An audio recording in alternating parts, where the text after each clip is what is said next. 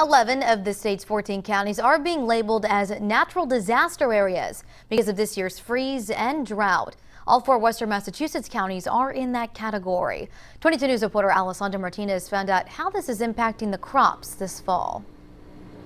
Well, when you do go apple picking this fall, you'll notice that there aren't as many apples up on those branches and treetops. But the good news here is that there is some relief on the way for all of the farmers who are involved.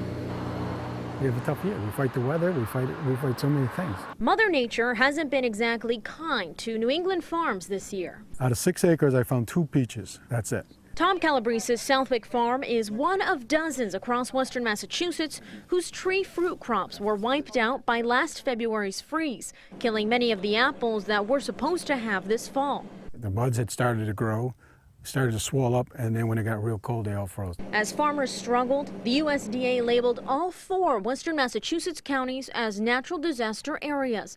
But there is relief for Calabrese and other farmers.